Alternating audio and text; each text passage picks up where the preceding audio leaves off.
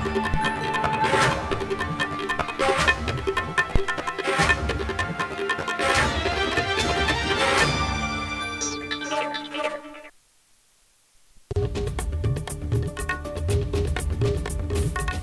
Border पर राजनाथ की हुंकार, हमारी 1 इंच जमीन कोई छीन नहीं सकता। पैंगोंग झील के पास पैरा कमांडोज ने अभ्यास कर दिखाई ताकत।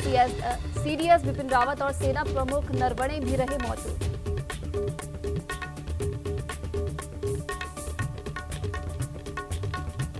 भगोड़े कारोबारी विजय माल्या का नया दाव, प्रत्यार्पण से बचने के लिए सेटलमेंट पैकेज किया पेश। बैंकों को 13,960 करोड़ देने का किया वादा।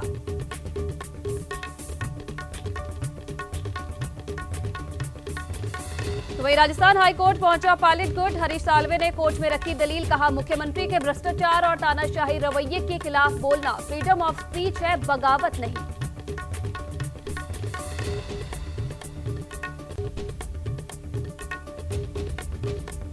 वहीं देश में कोरोना केस 10 लाख के पार, 9 राज्यों में संक्रमितों का बड़ा आंकड़ा। अब तक 25,000 लोगों की हुई मौत।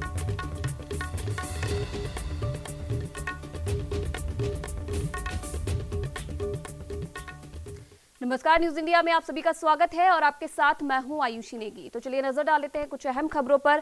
प्रदेश की सियासत में आए सियासी संकट के बीच बीती रात जारी हुए ऑडियो टेप में विधायक विजयपाल मिर्धा, अशोक चांदना, चेतन डूडी और गिरधारी लाल के नाम भी बोले गए हैं, जिसके बाद इन नेताओं की भी नींद उड़ी हुई है।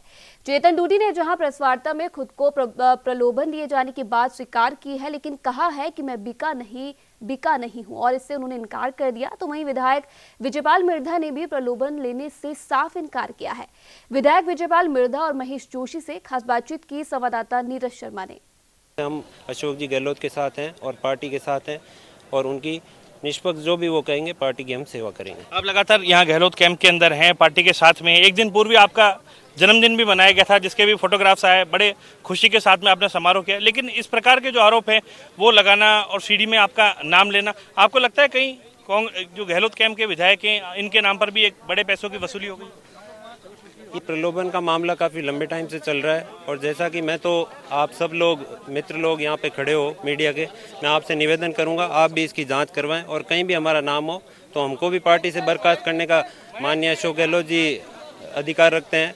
हम कहीं भी इसमें इन्वॉल्व नहीं है, यही मैं आपसे निवेदन। माने सर, कैंप में कई ऐसे विधायक हैं जिन्होंने गहलोत कैंप के विधायकों के नाम पर भी पैसे ले लिए? ऐसा कोई सामने नहीं आया। एसओजी के पास मामला है और उस पर हम सवाल नहीं उठा सकते। वो अपनी जांच करेंगे और अपना जो भी फैसला होगा वो एसओजी। सरकार की ओर से जो प्रेस नोट जारी हुआ है उसमें ये बताया गया है कि भंवरलाल शर्मा जो है उनकी पुरानी आदत है, भैरव सिंह जी की सरकार से लेकर अब तक 4-5 बार ऐसा कुछ। ये लगभग उनका 5वां अटेम्प्ट है और इसमें भी वो नाकाम रहेंगे। यही निवेदन आपसे करना चाहूँगा। धन्यवाद। तो ये थे हमारे साथ में विजयपाल मिर्धा जो कि विधायक हैं कांग्रेस पार्टी के। तो वही राजस्थान में चल रहे सियासी घमासान के बीच बीजेपी ने कांग्रेस को अपना घर संभालने की नसीहत दी है। दरअसल बीजेपी प्रदेश अध्यक्ष डॉक्टर सतीश पूनिया ने कहा कि पुत्र मोह और कुर्सी बचाने की फिक्र कोई मुख्यमंत्री अशोक गहलोत से सीखे। उन्होंने कहा कि अपना घर टूटता देखकर कोई विक्ट्री साइन दिखाए, ये बात बड़ी विचित्र है। उन्होंने कहा कि कांग्रेस में आपसी लड़ाई का मोहरा बीजेपी को बनाया जा रहा है, जबकि मुख्यमंत्री अशोक गहलोत को सबसे पहले अपना घर बचाने की फिक्र करनी चाहिए। मंत्री का ओएसडी लोकेश शर्मा नेताओं को भी बिला वजह इसमें घसीटने की कोशिश हुई है।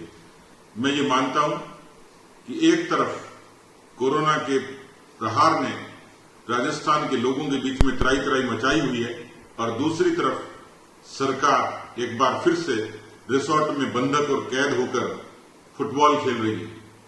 ये दुर्भाग्यपूर्ण है। मैं ये मानता हूं कि ये समय है कि सरकार अपने विवेक से इस बात का तो आकलन करे कि कोरोना की इस विभीषिका में, इस महामारी में राजस्थान की तमाम गतिविधियां ठप हैं। लगातार संक्रमण बढ़ रहा, ये पता नहीं लग रहा सरकार है या नहीं। एक ऐसी संवैधानिक स्थिति पैदा हो गई, सरकार के पास यदि बहुमत है तो ये तिकड़म क्यों, ये सियासत क्यों? एसओजी, एसीबी, इन सारी संस्थाओं को ये पहले से लगता था कि इनका दुरुपयोग करके और नेताओं के चरित्र हनन की कोशिश होगी।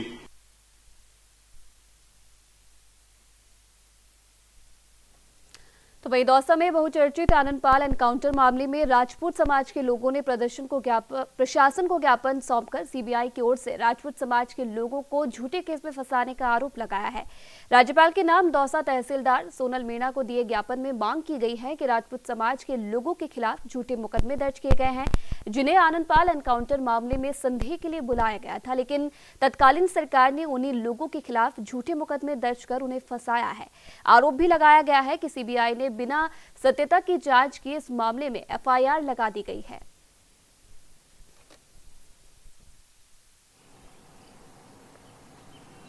है 17 का, इसमें आनंदपाल का जो एनकाउंटर हुआ उसमें सामाजिक जितने भी नेता थे और इतनी भीड़ हुई उसको समझाने के लिए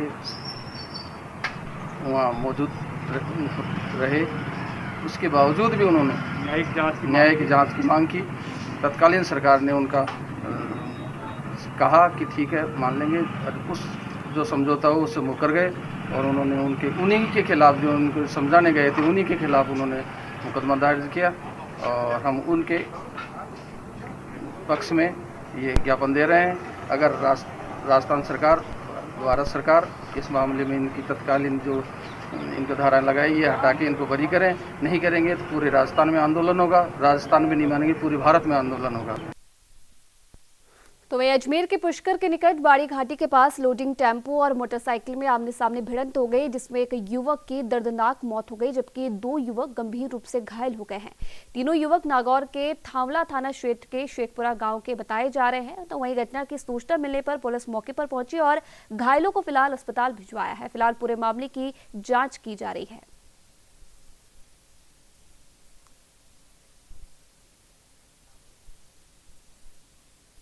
तो वही एक बार फिर जोधपुर सेंट्रल जेल सुर्खियों में है। जोधपुर सेंट्रल जेल में बंद कैदियों के पास मोबाइल मिलने का सिलसिला थमने का नाम नहीं ले रहा।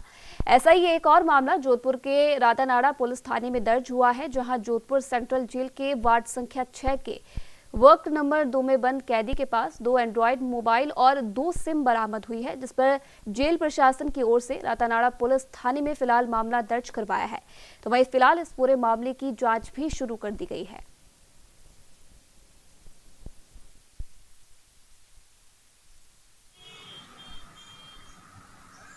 पूनिया जेलर साहब ने एक रिपोर्ट भिजवाई है। उन्होंने कल 15 तारीख को 1:30 बजे करीब जेल की सर्च की थी। उसमें वार्ड संख्या 6 के बैरिक नंबर 2 में 2 मोबाइल मिले हैं। एक तो शाहिद पुत्र बाबू खां, एक बाबू खां पुत्र फकीर मोहम्मद के पास। इन दोनों मोबाइल को जब्त करके मुकदमा दर्ज करवाया, उसमें अनुसंधान किया जा रहा है। नसीराबाद का एकमात्र और सबसे बड़ा पटेल उद्यान इन दिनों अपनी दुर्दशा पर आंसू बहाता नजर आ रहा है। उद्यान की देखरेख का जिम्मा पूरी तरह से छावनी परिषद के अधिशासी अधिकारी अरविंद नेमा के अंतर्गत आता है, पर सीईओ नेमा इन दिनों सिर्फ नगर ही लाल दिग्गी को ही अपना केंद्र बिंदु बनाए बैठे हैं। लगातार मिल रही शिकायतों के बावजूद पूर्व विधायक महेंद्र सिंह गुर्जर ने उद्यान का निरीक्षण किया, जहां गुर्जर ने बताया कि उद्यान में आज भी 2 कुएं मौजूद हैं, जिनकी सफाई आज तक नहीं करवाई गई है। तो वहीं पूर्व विधायक महेंद्र सिंह गुर्जर ने छावनी प्रशासन पर भ्रष्टाचार का आरोप लगाते हुए जनहित में छावनी प्रशासन में चल रहे कार्यों की जांच की मांग की है।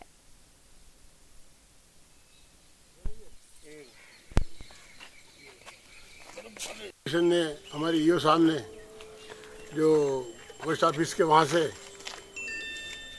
नई लाइन डाली सरदार वल्लभ भाई पटेल उद्यान के लिए, कुछ आज हमारे बुजुर्ग और जो सुबह घूमने जाते हैं उन्होंने शिकायत करी कि साहब बगीचे में पानी नहीं है। और मैंने कहा अभी लाइन डाली है इन्होंने 700 मीटर और हाथों हाथ किया है, इतना खर्चा किया उस पर। मैंने कहा जो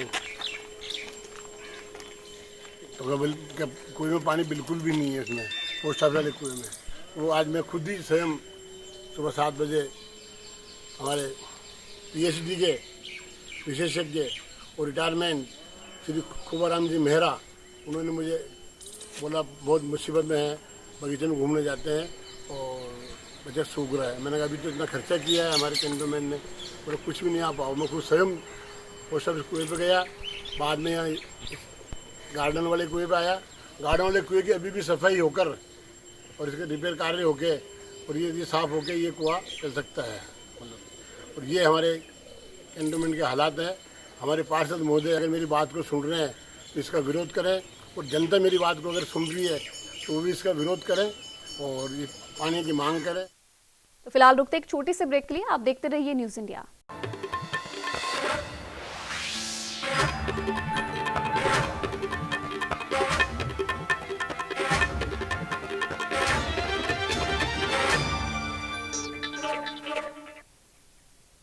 तो ब्रेक के बाद एक बार फिर से स्वागत है आप सभी का। बढ़ते आगे, बिहार के गोपालगंज में सतर घाट के पास छोटे पुल की अप्रोच सड़क ढहने के मामले में ग्रामीणों पर एफआईआर दर्ज की गई है। इस पर राष्ट्रीय जनता दल नेता तेजस्वी यादव ने इस मामले में ट्वीट किया है कि 264 करोड़ के लागत से बने पुल के ढहने से पहले ग्रामीणों ने आगे किया था कि लेकिन भ्रष्टाचारी नीति सरकार की कहां आंख खुलने वाली थी। अब निर्जल भ्रष्ट सरकार ग्रामीणों पर ही केस दर्ज कर रही है, वो मीडिया को सच क्यों बता रहे हैं। आपको बता दें कि इस मामले में 3 अलग अलग एफआईआर लिखी गई है, जिसमें सीओ ने जिला परिषद सदस्य रवि रंजन उर्फ विजय बहादुर के साथ समर्थकों पर लॉकडाउन तोड़ने की एफआईआर दर्ज कराई है। ठेकेदार उदय सिंह ने फैजुल्लापुर के मुखिया पति समेत ग्रामीणों पर निर्माण कार्य में बाधा पहुंचाने की एफआईआर दर्ज कराई है, जबकि पुल निगम के इंजीनियर ने अज्ञात ग्रामीणों पर जबरन पुल निगम का जेसीबी लेकर सड़क काटने और कार्य में बाधा पहुंचाने की एफआईआर दर्ज कराई है।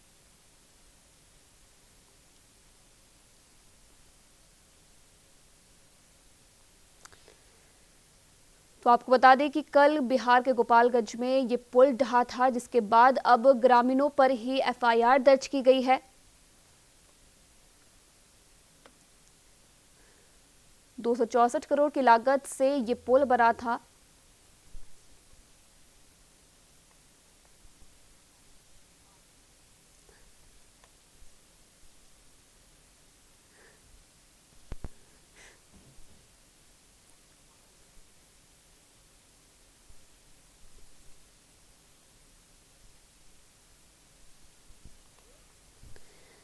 आपको बता दें कि इस पूरे मामले में बैकुंठ थाने में 3 अलग अलग एफआईआर दर्ज कराई गई है। 2 दर्जन से ज्यादा लोगों के खिलाफ इस पूरे मामले में फिलहाल एफआईआर दर्ज कराई गई है।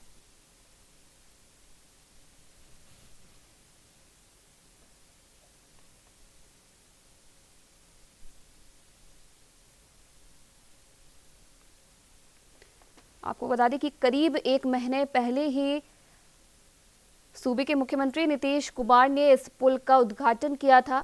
264 करोड़ की लागत से इस पुल का निर्माण करवाया गया था और मात्र 1 महीने के बाद ही ये पुल बह गया है।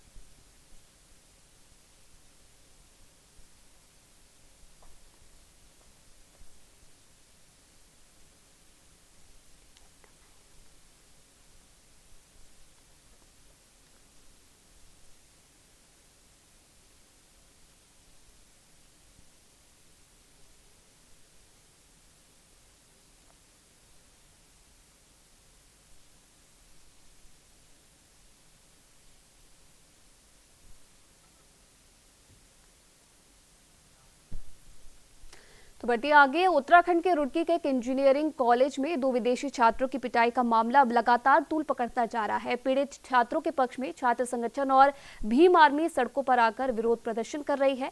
छात्र संगठन एनएसयूआई ने कॉलेज मैनेजमेंट का पुतला दहन किया और कहा कि विदेशी छात्रों के साथ इस तरह की घटना बेहद निंदनीय है और पुलिस ने भी इस मामले में आधा दर्जन से ज्यादा लोगों को गिरफ्तार किया है।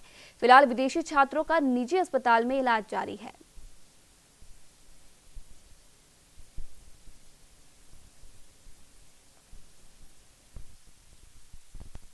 आईआईटी कॉलेज प्रशासन जो कि सत्येंद्र गुप्ता और उनके बेटे नमन गुप्ता का है, जो कि यहाँ डायरेक्टर हैं, उनके द्वारा नाइजीरिया के जो 15 छात्र लॉकडाउन से यहाँ फंसे हुए हैं, उनको पिछले काफ़ी समय से ना तो भोजन की उचित व्यवस्था उनके लिए उनको दी जा रही थी और उनको हॉस्टल खाली करने का दबाव दिया जा रहा था। उन्हीं मांगों को लेकर उनके साथ में कल में जब बाहर खाना खाने के लिए जा रहे थे तो कॉलेज प्रशासन ने बाहर से कुछ गुंडे तत्व बुलाकर उनके साथ में मारपीट की और उन्हें जो गुंडा तत्व बताए गए हैं वे बाहर से 400 रुपये में बुलाए गए हैं, क्योंकि लॉकडाउन में आप सभी को पता है कि जो स्थिति कॉलेजों की है हर तरीके की है, उसमें 40 सुरक्षा कर्मियों का क्या मतलब है, जो कि ये सारी गतिविधि जो कॉलेज प्रशासन की थी ये पहले से तय थी कि उनके साथ में मारपीट करी जाएगी। उन्हीं मांगों को लेकर आज हमने NSUI के सभी कार्यकर्ताओं ने, हमारे छोटे बड़े भाइयों ने आज कॉलेज प्रशासन के खिलाफ धरना प्रदर्शन किया और उनका पुतला दहन करेंगे, क्योंकि इन्होंने मानवता को शर्मसार किया है। जिस तरीके से इनके साथ में मारपीट की गई। हमारे देश में एक बात कही जाती है कि अतिथि देवो भव, यानी कि भगवान, मेहमान जो है भगवान का रूप होता है, मगर जिस तरीके से इन्होंने हमारी अंतर्राष्ट्रीय छवि खराब करने की कॉलेज प्रशासन ने की है, उनका खामियाजा इन्हें भुगतना पड़ेगा। उत्तराखंड के सरोवर नगरी कही जाने वाला नैनीताल में भी अब कोरोना फैलने लगा है। 15 जुलाई को जिन 4 लोगों की antigen rapid test report positive आई थी, उनके संपर्क में आए करीब 120 लोगों की आज जांच की गई, जिसमें फिर से 6 लोगों की रैपिड टेस्ट रिपोर्ट पॉजिटिव आई है, जिनमें 4 लोग पुलिस लाइन के कर्मी भी शामिल हैं।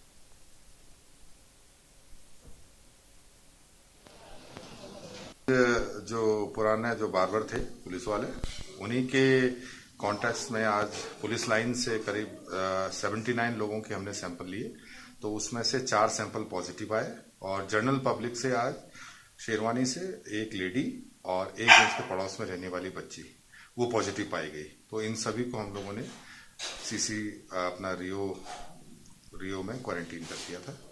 और बाकी जो है करीब 70 सैंपल हमने आज जेल में लिए हैं, तो तकरीबन करीब 200 सैंपल हमने टोटल आज रिपोर्ट अवेटेड है कि 20-30 लोगों की रिपोर्ट अवेटेड है। शाम तक रिपोर्ट आने की आशा। तो वहीं रुड़की के मिलिट्री चौक स्थित नेशनल हाईवे पर एक अनियंत्रित ट्रक ने बाइक सवार युवक को टक्कर मार दी, जिसमें एक युवक की मौके पर ही मौत हो गई। जहां मौके पर पहुंची पुलिस ने युवक के शव को कब्जे में लेकर पोस्टमार्टम के लिए रुड़की सिविल अस्पताल भिजवा दिया है। तो वहीं ट्रक चालक टक्कर मारने के बाद फरार हो गया। फिलहाल पुलिस पूरे मामले की जांच कर रही है।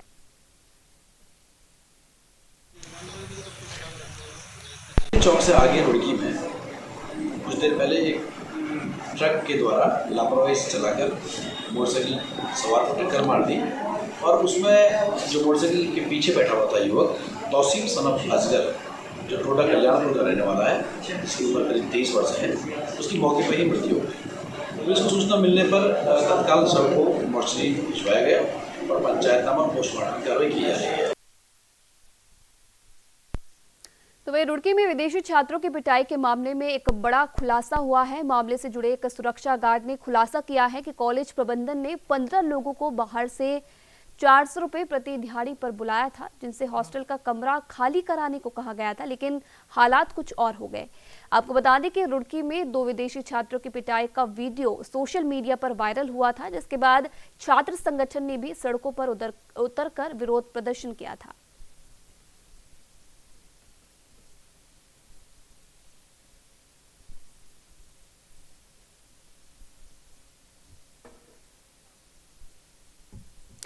तो वही केदारनाथ धाम में ट्रैकिंग के दौरान लापता हुए 4 छात्रों को एसडीआरएफ की टीम ने सकुशल ढूंढ निकाला है। टीम द्वारा छात्रों की तलाश के लिए लगातार विषम परिस्थितियों में भी सर्च अभियान चलाया जा रहा था और लगातार छात्रों की खोजबीन की जा रही थी, जहां टीम ने चारों छात्रों का मेडिकल परीक्षण कराने के बाद उन्हें घर भेज दिया है।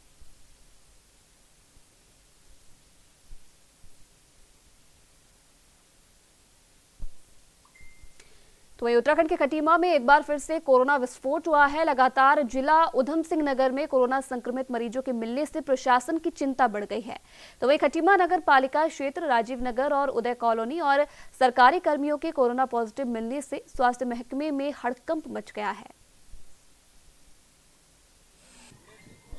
वार्ड नंबर 11 में 3 व्यक्ति जो है पॉजिटिव पाए गए हैं और उसी को जो है हमने जो है कंटेनमेंट जोन बनाया गया है। इसके अतिरिक्त कंजावा बोर्ड पे भी जो है एक व्यक्ति मिला है, वहाँ भी जो है कंटेनमेंट जोन बनाया गया है।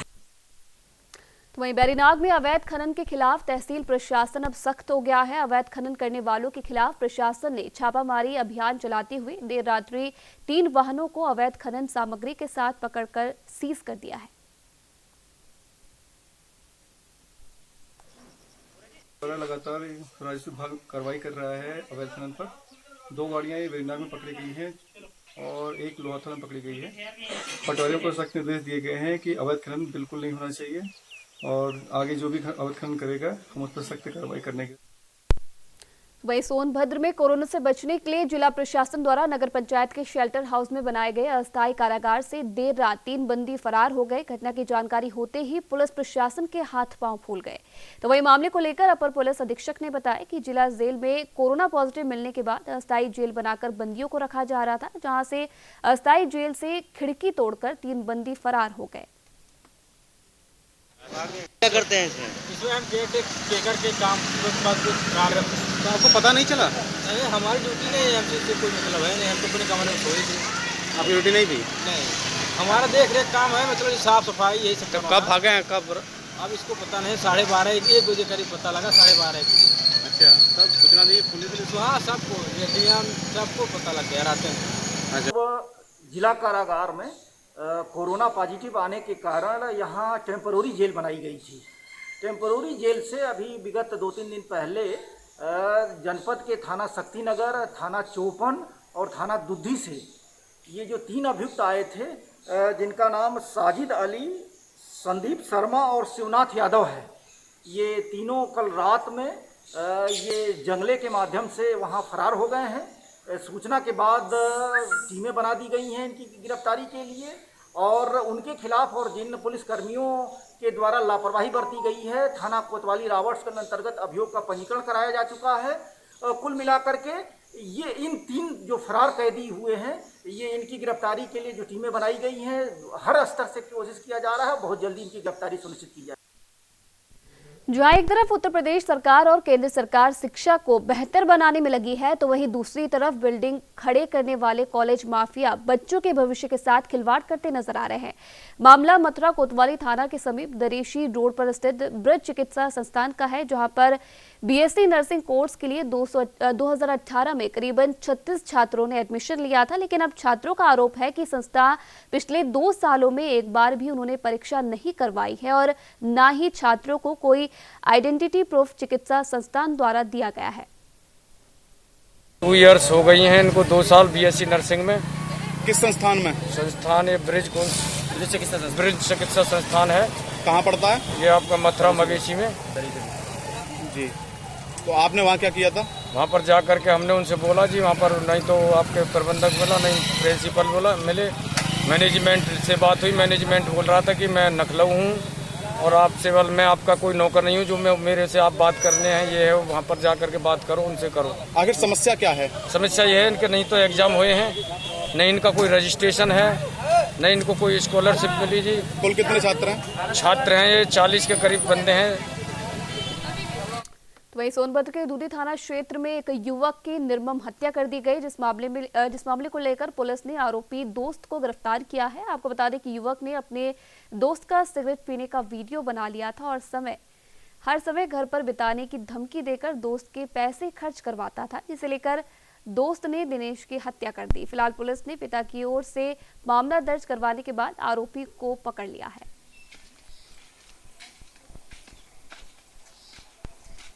बुद्धि के भावराव देवरस महाविद्यालय में एक दिनेश अग्रहरी नाम के युवक की लाश बरामद हुई थी।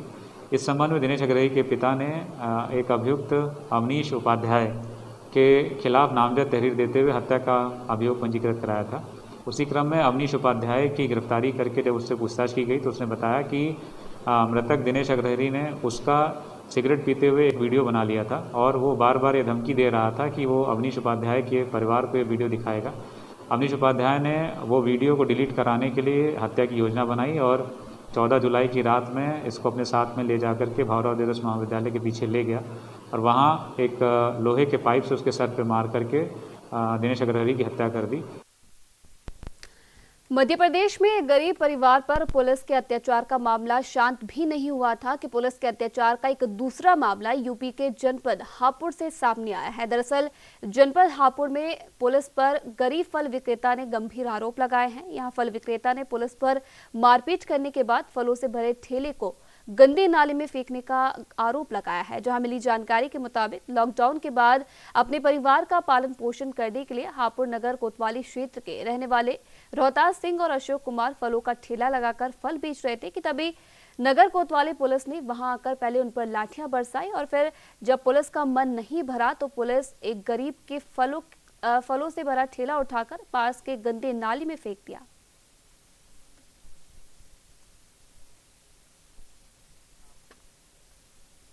वही अगली खबर यूपी के सहारनपुर से है, जहां युवकों ने गर्भवती महिला से मारपीट करते हुए अभद्र व्यवहार किया है। वहीं मामले में पीड़िता ने आरोप लगाते हुए बताया कि वो किसी काम से जा रही थी कि उसी वक्त गांव के कुछ दबंग युवकों ने उसके साथ अभद्रता की।